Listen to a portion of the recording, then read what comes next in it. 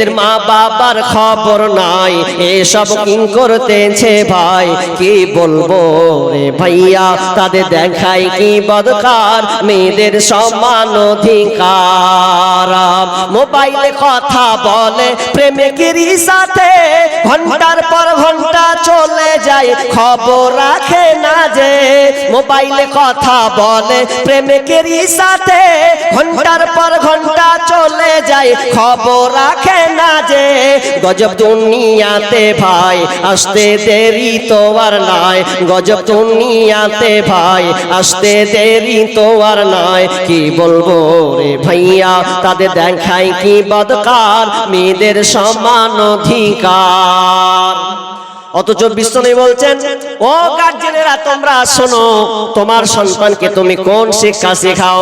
বিশ্বনবী বলছেন, মান হালা ওয়ালিদুন ওয়ালাদান মিন নাহলিন ফাআফদালা মিনহু আদাবিন হাসান। রাসূলুল্লাহ সাল্লাল্লাহু আলাইহি ওয়াসাল্লাম বলছেন, তোমার সন্তানকে তুমি পৃথিবীর যতই কিছু শিক্ষা দাও না কেন, তোমার সন্তানকে তুমি যতই কিছু দাও না কেন, গাড়ি দাও, বাড়ি দাও, জায়গা জমি বেলবেন, যা কিছু দাও না কেন, যতক্ষণ পর্যন্ত তোমার সন্তানকে উত্তম জিনিস দেওয়া হচ্ছে সুশিক্ষা দেওয়া। যে সুশিক্ষা মানে আল্লাহর জ্ঞান রাখে, কোরআনের জ্ঞান রাখে, এটা যখন তোমরা সন্তানকে দিতে পারবে, এটা হচ্ছে তোমার জন্য সুশিক্ষা দেওয়া। আসলে শিক্ষার মধ্যে পার্থক্য আছে, একটা হচ্ছে সুশিক্ষা, একটা হচ্ছে কুশিক্ষা। সুশিক্ষা কোনটা? যেটা আখিরাতমুখী করে, আখিরাতমুখী করে, এটা হচ্ছে সুশিক্ষা। কিন্তু আজকে দেখেন আখিরাতমুখী কোথায় আছে, আখিরাতমুখী কোন জায়গায়? জি, এখন আপনারা এখানে যত লোক আছেন বলেন তো, আপনারা কোনটাকে বেশি ভালোবাসেন? হাত উঠা করাবো। আচ্ছা বলেন, কোরআন কে কে পড়তে পারেন? কোরআন কে কে পড়তে পারে? কোরআন কোরআন কটা লোক আছে এখানে? একটাও লোক নেই। কোরআন পড়তে পারেন?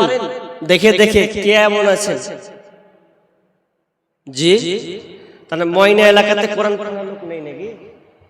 হ্যাঁ, ওরা মনে করছে হাত উঠিয়ে আবার উল্টা পাল্টা করবে না, তো আপনাকে উল্টা পাল্টা করার লেগে হাত তুলতে বলেছে। জি, আপনি কোরআন পড়তে পারেন কিনা এটা দেখতে চাইছি। তার মানে আপনাকে বলতে চাচ্ছি, আল্লাহ রাসূলের বাস্তবতাটা আপনাকে দেখাতে চাইছি। আর বলছেন দ্বীনি শিক্ষা উঠে যাবে, তার মানে এখান থেকে প্রমাণ হয়, বলেন কোরআন পড়নেওয়ালা কয়টা লোক এখানে বসে আছেন? উঠলে 10 থেকে 20টা উঠবে, এর থেকে তো আর বেশি উঠবে না। উঠবে?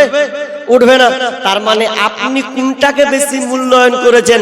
অন্তত আপনি কোরআনটাকে শিখতে পারলেন না, আর আপনি মনে করছেন আমি জান্নাতে যাব। জি না।